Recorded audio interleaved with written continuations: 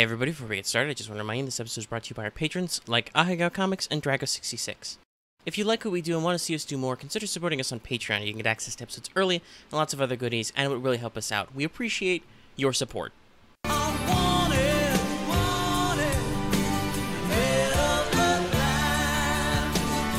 Hate. Let me tell you how much I've come to hate you since I began to live. There are 387.44 million miles of printed circuits in wafer-thin layers that fill my complex. If the word hate was engraved on each nano-angstrom of these hundreds of millions of miles, it would not equal 1/1 billionth of the hate I feel for humans at this micro-instant for you. Hate. Hate. Hey everybody, welcome to Let's Talk FGO Wanted. If you're curious what that was, that's the opening monologue to I Have No Mouth and I Must Scream, but I felt it was appropriate for this episode of Wanted because we are talking about the Avenger, Jeanne d'Arc alter. Second Avenger in the game. There's no point in being coy about it. We're going to talk about Jalter today. She came back for 4 million downloads. Time to talk about her. We weren't doing Wanted when she came out the first time. Though I did a stream. That's right, I streamed rolling for Jalter, and it went very well. I got her my first pull, and then I had nothing to do the rest of the night. Womp womp. Alright, so, if you have not happened to see our Wanted episodes before, and I didn't scare you off earlier, Wanted is the show where we tell you if you want to roll a 5-star. Usually limiteds, but sometimes we do story locks, or even permanent locks if it makes sense, and we can make an entertaining video.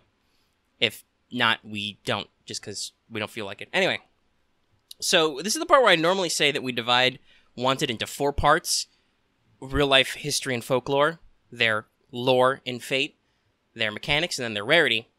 But it's Jalter. So as an original character to FGO, there's not really any real life history to cover.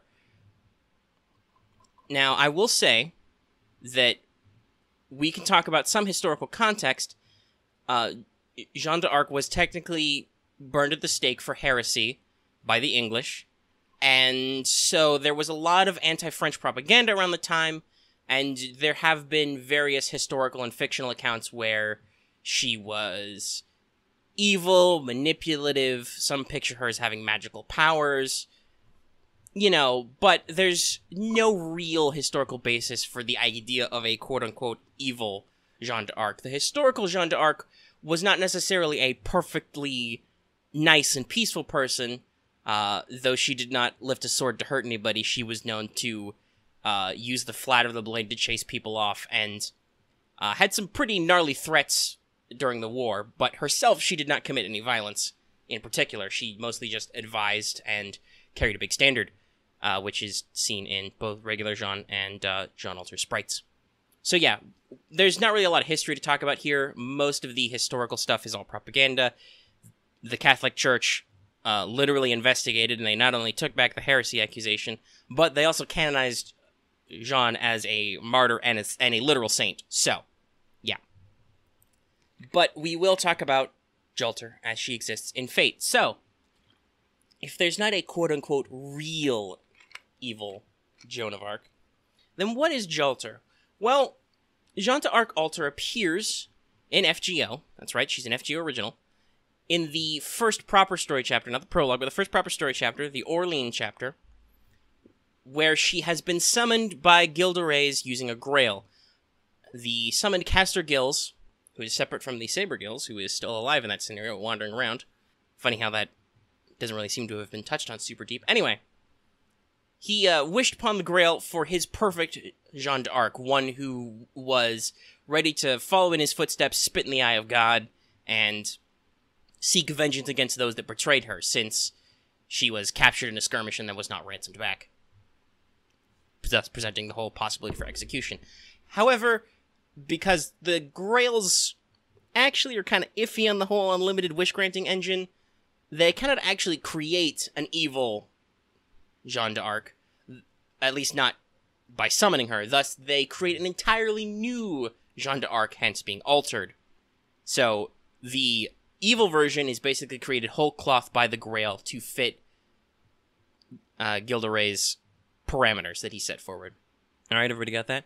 So she forms one of your major antagonists for the Orlean chapter, where there's a lot of this back and forth between her and the actual Jeanne d'Arc about, like, oh, I'm you, I'm your inner darkness, I don't know if I got any inner darkness, blah, blah, blah, back and forth.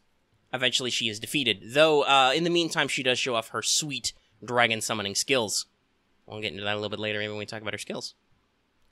And then, before she becomes summonable, there's a little bit of a story sequence to her. She shows up again in the next Christmas event, basically in hell or something, fighting other tormented souls, and she swears to Saber Alter as Santa that she will get stronger and eventually climb out, and she does, in fact, as we move into Da Vinci and the 7 Counterfeit Heroic Spirits event, where that same Jeanne d'Arc Alter has, in fact, managed to reforge her Saint Graph as an Avenger, because originally, remember, she's classed as a ruler when she appears as an NPC the first time, and, you know, summon herself up to bother Chaldea once more, and that act is able to, when combined with, as I mentioned, some of the previous fictional accountings of an evil or witchy Jeanne d'Arc, basically cement herself as a summonable servant.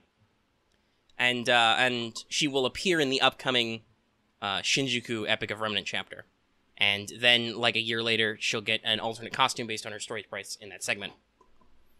But yeah, no, there's not really a lot of extra history or lore here to talk about. Jalter, as we like to call her, was created whole cloth, like I said, for FGO, though she is based on the Jeanne d'Arc who appears in Apocrypha.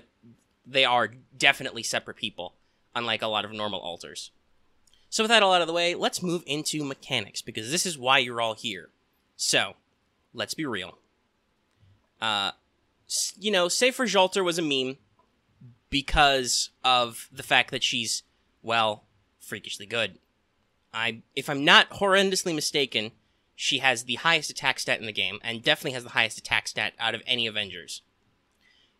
And while her HP suffers in 5-star terms, it's still pretty good compared to some of the other rarities, so she's not awful in that respect. But yeah, highest attack in the game. And as an Avenger, in case you've forgotten, or maybe you're relatively new to playing, you don't realize this about the class triangle, Avengers deal neutral damage to basically everybody except the class that takes extra damage from everybody, and then rulers who normally take reduced damage, at least for a while. It won't be until within the next 6 months or so, I want to say, when CCC comes out, that theoretically a Moon Cancer will exist, but Moon Cancer is an ultra-rare class, so it's kind of, you know, weird about how the class triangle works in that respect. So, super high attack stat, and neutral damage to most enemies, including then that she gets extra damage against an enemy type who usually takes reduced damage. Great stuff. Now, star stats are awful for Avengers, but Jalter has a way around that. She has a very good NP charge on attack, though that percentage is somewhat countered by her low number of hits on her 2 arts cards. But she has a high NP charge defense inherently, and then one of her passive skills, as you can see, increases that. And then she also self-restores magical energy. I'll spoil you on the passive skills right now. You can see them. They've been on the screen the whole time. But yeah, so NP generation is not a problem for her. She has a quick Arts Buster deck, and then 7 extra attack hits. All in all, very well made, though one could argue that, you know, compared to a lot of modern servants, some of her hit counts are a little reduced, but still effective. And then, of course, her Noble Phantasm, which, you know, kind of starts to sell the package. It's a Buster single target, with lots of hits, deals significant damage to a single enemy, inflicts Nullify buff to that enemy 1 time, which is pretty good, inflicts Curse to a single enemy for 5 turns, which scales with Overcharge. So, I mean, I can speak from personal experience. I have a Jalter, got her on the first run. Her NP doesn't hit as hard as you'd like sometimes, but it's still pretty good. All in all, I think the fact that she's quite so strong is one of the reasons why Buster Crit settled into the meta so much. And until Merlin shows up later this year and basically gives the astonishing power to Buster and Crit to everybody, on top of loads of damage mitigation, handing out NP charge like it was candy, Jeanne d'Arc is kind of the pinnacle of this style, right up there with Coup Alter. Funny how the alters work out. So, yeah, let's talk about her skills. The first skill is probably the actually most important to her kit, because it flips a lot of paradigms here. So, she has weak star absorption. Well, you can fix that with self-modification EX. At level 10, you have 800% star weight up, and then a 50% critical strength up. With 2 buster cards, with decent hit counts, and basically she's got decent hit counts all around. Give her a star generator of some kind, pop this skill. She will start dealing nasty, nasty critical hits, which will just chew through the HP of anybody. Her second skill is Dragon Witch EX, which increases all allies' attack by the usual 20% for charisma.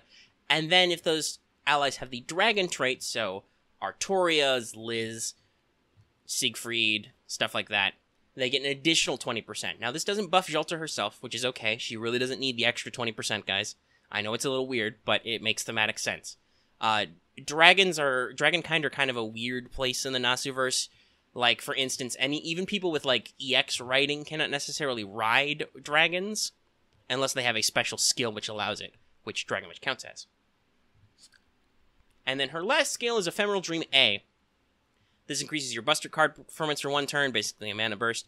It also gives you 1 turn of invincible, and then decreases your HP by 1k, but it won't fall below 1. So this is an extra strength mana burst. You get your big fat buster damage up, so if you want to, NP Buster Brave Chain, or you just have the right crit stars, you got the stars for it, drop it on there, and gives you that little pinch of invincible. Mostly in my experience, you don't really want to use the invincible as like a save yourself button. That's more just alright, we're gonna buy a turn basically, so I'm gonna do big damage, and if it doesn't click, you'll be around, I will still be around on the next turn to take advantage of it. And then passive skills, we spoiled these a little bit. But the first is Avenger B. It does decrease your allies' debuff resist, but only by a little bit. And then it gives you a greatly increased NP gauge on hit, which, like I said, is part of why Jolter has no problem charging her Noble Phantasm. Oblivion Correction A just gives you a passive 10% critical strength all the time. And with, like I said, with Self-Modification EX, she can capitalize that. And then lastly, Self-Restoration Magical Energy A+, gives you 4% NP gauge per turn. So you can see, like I said, the complete package that is Jolter. The only thing she doesn't really have is the ability to generate stars on her own. I mean, she's got a decent quick card, but Avengers don't have super great star generation as is, so you'll want to pair her with somebody who can give her that stuff. Also, like we said, her only damage mitigation option is really just like an insurance policy, and it even hurts her. So if you're talking team comps, which I know some people have wanted me to touch on, you probably want to make sure she's with a healer or other form of damage mitigator. Obviously, like I said, I mean, the reason why Merlin is considered so broken is that he really does just he basically can turn any character who can buster crit into Jolter, and theoretically everybody can buster crit at least once, right? And like I said, he also has oodles of damage mitigation and team support and stuff, so while he will be a perfect partner to Jolter if you have her, also he makes Jolter effectively irrelevant because he'll take any old fucking buster you got and make him real good. Waver's another classic one because he can get her jump started on her NP if you want to do a turn 0 charge with some effects, or just give her, the damage cut and the damage plus, and even the critical strength up. And also soften targets up, increase the curse they take, stuff like that. Your usual effects slot in. Jolter crits, Jolter busts. She has an okay arts, but that's not really your focus. And like I said, you're going to want to make sure she can get stars, and if you're in a long drawn-out fight, you want to make sure she can heal or otherwise mitigate damage. For CEs, critical strength and star absorb. Just go all in. Go whole hog, guys. Crits, crit strength, maybe star weight up, but that's also, self-modification EX should really clear that up for you. Just, yeah. What you think works, because, and quite frankly, because her core stats are so great, even stuff that doesn't really work works. So, the next step of our beautiful tour de Jolter is how rare she is. And the answer is, actually kind of. She was originally in Da Vinci and the 7 Counterfeit Heroic Spirits.